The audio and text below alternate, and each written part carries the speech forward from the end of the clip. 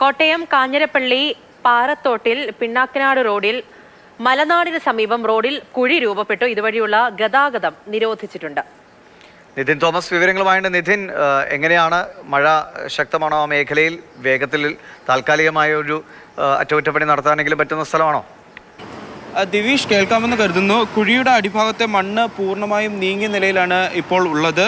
ഇരുവശങ്ങളിലേക്കും 8 അടിയോളം ദൂരത്തിൽ കമ്പിറങ്ങി പോകുന്നതായിട്ടാണ് നമുക്കിപ്പോൾ മനസ്സിലാക്കുന്നത്. അവിടെയുള്ള പ്രദേശവാസികൾ അതിൻ്റെ ഉള്ളിലേക്ക് കമ്പും മറ്റുള്ള സാധനങ്ങളും ഇട്ട് നോക്കിയിരുന്നപ്പോൾ ഏകദേശം 8 അടിയോളം ദൂരത്തിൽ ആഴത്തിൽ ഈ കമ്പിറങ്ങി പോകുന്നുണ്ട്.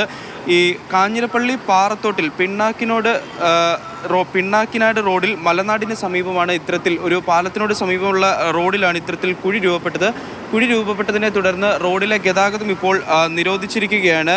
നമുക്കറിയാം, മഴ പലയിടത്തും തുടരുന്ന സാഹചര്യമാണുള്ളത്. കോട്ടയത്ത് വളരെ ശക്തിയായിട്ടുള്ള മഴ ഇപ്പോൾ പെയ്തു തുടങ്ങിയിട്ടില്ലെങ്കിലും മഴ തുടരുന്നുണ്ട്. കഴിഞ്ഞ ദിവസമൊക്കെ തന്നെ ഓറഞ്ച് അലേർട്ട് ആയിരുന്നു. അതുകൊണ്ട് തന്നെ ഇത്തരത്തിൽ ഭാരമുള്ള വാഹനങ്ങളോ ബസ് സർവീസോ മറ്റോ കടന്നു പോയാൽ ഒരുപക്ഷെ വെള്ളവും കൂടി വീഴുന്ന ഒരു സാഹചര്യത്തിൽ ഈ റോഡിന് എന്തെങ്കിലും കേടുപാടുകൾ സംഭവിക്കുമോ അല്ലെങ്കിൽ വലിയൊരു ആപത്തോ കാര്യമോ ഉണ്ടാകുമോ എന്നുള്ള ഭയം കാരണമാണ് ഇപ്പോൾ അധികൃതർ എത്തി ഈ റോഡിലെ ഗതാഗതം നിരോധിച്ചിരിക്കുന്നത്.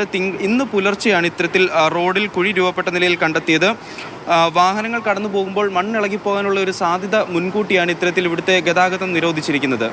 ശരി, നിതിൻ തോമസ് ആണ് വിവരങ്ങൾ നൽകിയത്. ഒരു 5-6 ദിവസം മുൻപ് കണ്ണൂരിലെ ചെങ്ങളായിലാണ് ഇതുപോലൊരു ഗർത്തം. അത് പിന്നെ വലിയ ഒരു ഗർത്തമായി മാറുകയായിരുന്നു. അടിയിലേക്ക് മീറ്റർ കണക്കിന് ദൂരത്തിൽ മണ്ണിളകിപ്പോയ സ്ഥിതിയായിരുന്നു. അതുപോലെയൊക്കെ വരാൻ സാധ്യതകളുണ്ട്. 8 അടിയോളം ഒരു ആഴമുണ്ട് എന്നുള്ള രീതിയിലാണ് പറയുന്നത്. എന്തായാലും ഗതാഗതമൊക്കെ ഭാഗികമായിട്ട് നിർത്തിയിട്ടുണ്ട്.